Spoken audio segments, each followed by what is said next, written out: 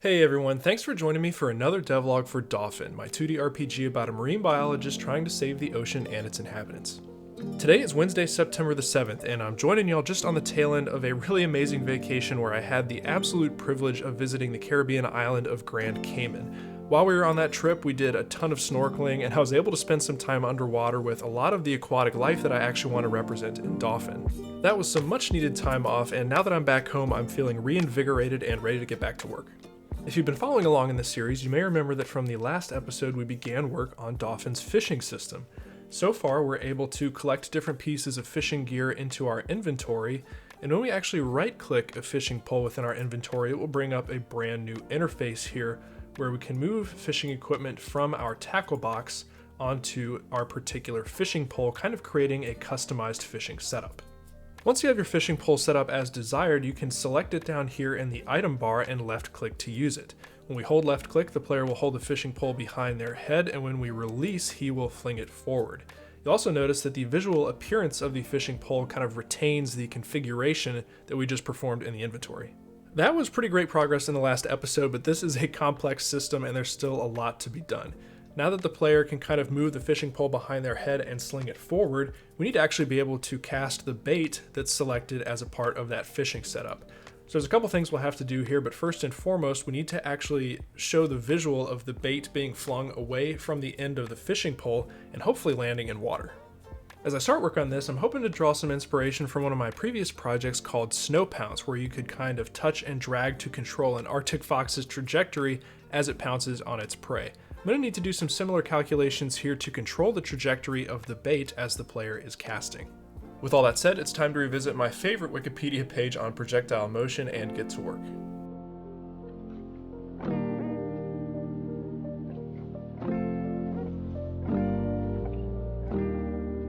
While I'm working on that, I know I'm overdue to introduce some new buddies to the aquarium sponsored by recent Patreon supporters. For this round, we have 4 new or updated supporters: Sergeant Bobby Bobowitz, Profiler, Binary Chef, and Fezvoid.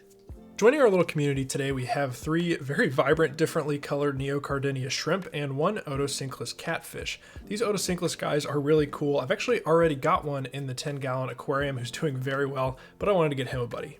Now, as I introduce these guys, I want to share both some good and bad news about the 10-gallon aquarium. The good news is that it is incredibly full and healthy. Over the past few months since I introduced this Patreon benefit, the shrimp that you all have sponsored have acclimated super well and become very friendly with one another, so much so that we now have a thriving colony of beautifully colored shrimp in here.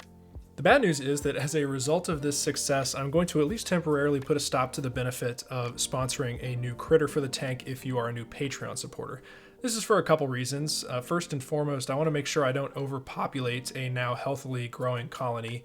And also, when I add livestock purchased from any outside source, there's always a chance that it'll bring something bad with it into the tank. And since we have such a thriving ecosystem in here, I want to limit the risk of doing that any harm.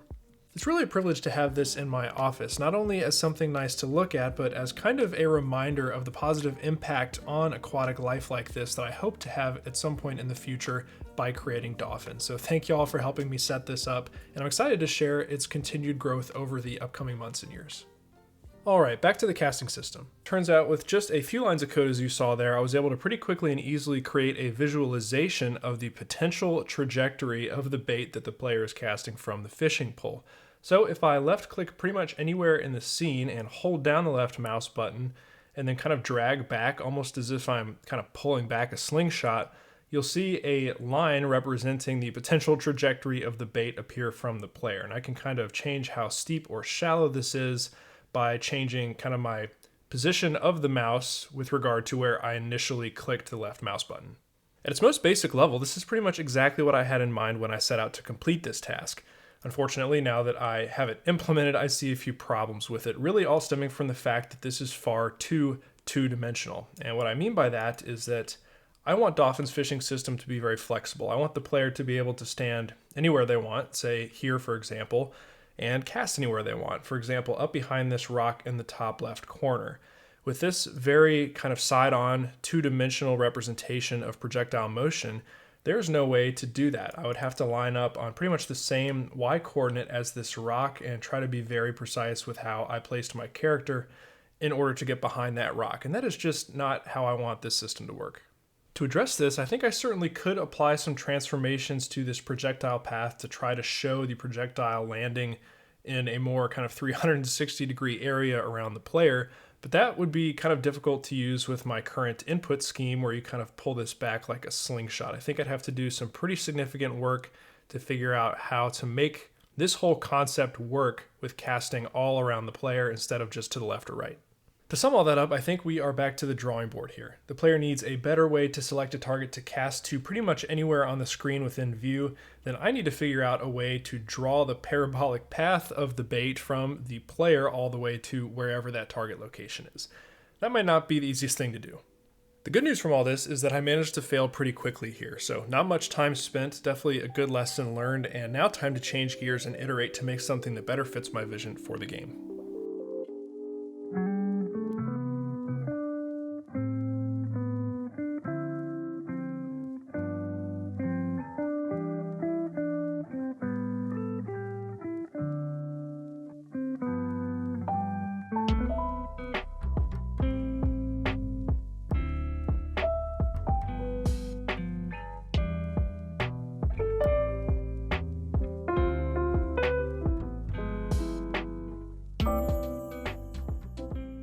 Hey everyone, joining y'all again pretty much an entire week after that last update.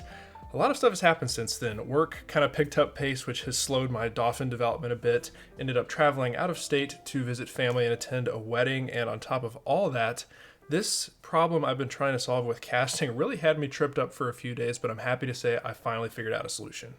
So first I want to show you the demo because there are a couple things to unpack here. If we have our fishing rod selected in the item bar and we left click and hold, instead of kind of drawing that parabolic guideline from the fishing pole to the target where the mouse position is, we now just have this little kind of flashing or animated indicator on the mouse position. And this is meant to convey that this is where we want the bait to land.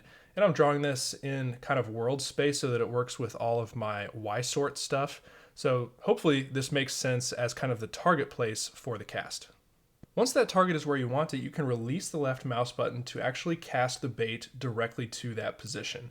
So you'll see that the bait has landed right where my mouse is here. It followed kind of a parabolic arc from the tip of the fishing rod down to that location. And you'll also notice that we're drawing the fishing line in kind of an inverse arc from the fishing pole to the bait. And this was the tough part that I've been struggling with for a while.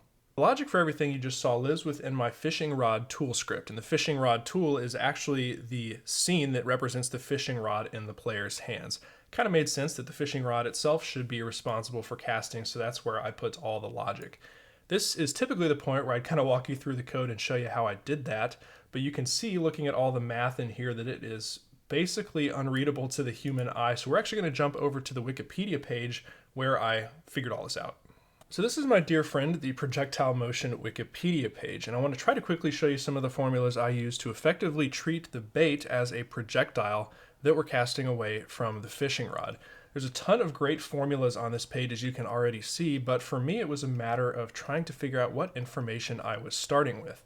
If you think back to the demo I just showed you, you might realize that all we really have is the starting position of the projectile, which is the tip of the player's fishing rod, the end or target position that we're selecting with the left mouse, and we can assume a constant for gravity. It turns out that even with that limited information, there are still some decisions we can make about the trajectory of our projectile given that we apply a force to it. The very first equation I used on this page was to determine the minimum initial velocity required to get the projectile from the initial position to the target. You can see here, this is the formula that I ended up transforming. We have the initial velocity, the gravity, the target Y position, and the target X position. As I mentioned, we have G, Y, and X so far, so we can solve for the minimum velocity. With that minimum velocity in hand, I was then able to do two things. I could choose to increase that velocity if I thought I wanted kind of a more direct path to the target, and with the actual velocity defined, I'm able to solve for the angle required to hit the target coordinate XY with that velocity, and that is the formula you see here. Finally, with our initial velocity and the angle at which we need to launch our projectile, we can calculate the total time of flight to the target's position with this really simple formula here. This is nice to have because as we are in our physics process function updating the position of the bait, we can keep track of the elapsed time and actually stop updating the position once we've reached the target time. At that target time, the position of the bait should ideally be directly at the target position.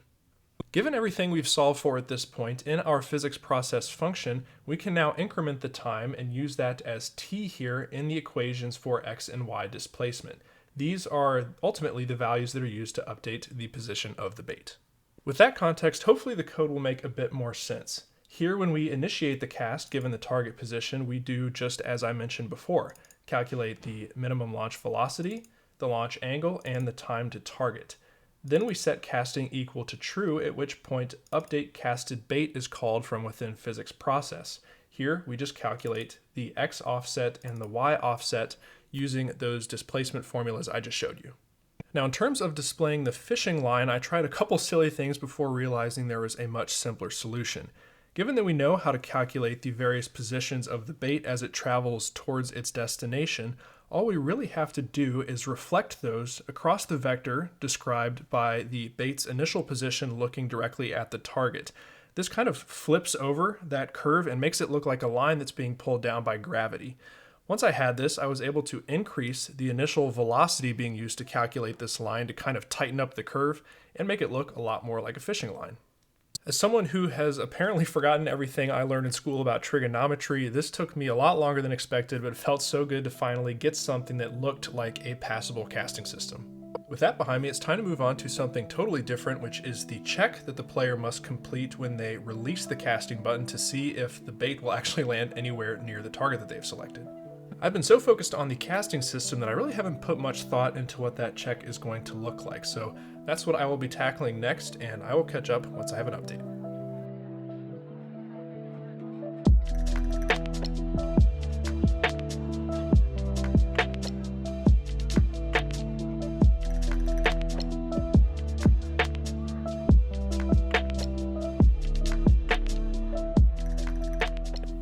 Alright y'all, it is now Friday afternoon and I have been grinding this week both to try to finish up this functionality and get this devlog ready to share with y'all tomorrow.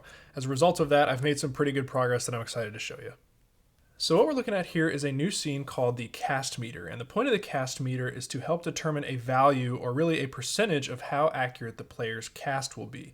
When the player initiates a cast, the cast meter will appear on the screen and they'll have to do kind of a quick timing check with this piece of UI to help determine what that percentage will be. I'm hoping that after just a glance you might have some idea of how this component works. We have a white marker on the left side of this bar here, and the idea is when this whole thing spawns into the game, this marker will start to move from left to right across the bar. On the bar, we have a bright yellowish green section here as well as a gradient fall off behind it. The point of this check is for the player to stop the marker directly over the brightest part of the color here. That will indicate a very accurate cast. If we stray too far into the gradient as we get darker green, that will represent a less accurate cast, and you'll have a very inaccurate cast if you stop before the green altogether. There's definitely some tweaking to do with how this actually plays out in the game, but I'm excited to show you and get some feedback on how y'all think this works. So we're on the beach. I have my fishing pole equipped here. If I left click and hold, we see my marker appear. When I release the left click, we will see the cast meter appear, and I'll have to click once more to stop that marker on the bar. Because I went a little bit past the green bar there, we can see that the bait landed just a little bit further away from the initial target that my mouse position represented. I think this implementation of a timing check for the casting system does a couple things pretty well. First, it is very quick to complete. The marker will slide all the way across the bar in just about a second, so you'll never spend too long participating in this little mini game, if you could call it that. And also, it's only one extra click to perform this check to determine how accurate your cast is going to be. You might have noticed back in my B-roll that my first attempt at this component took the form of kind of a more radial menu where we had a clock hand moving counterclockwise that the player also had to stop in a green zone. Very similar approach in terms of the player's input, but that just felt too big and clunky, and I wanted to come up with something simpler. That's definitely what the new cast meter is, and in this case, I definitely think simpler is better. All that said, I'd love to hear what y'all think down in the comments. I really enjoy iterating on components like these, but honestly, I end up implementing a lot of what y'all suggest in the comments of the video, so I'll be grateful for some input here.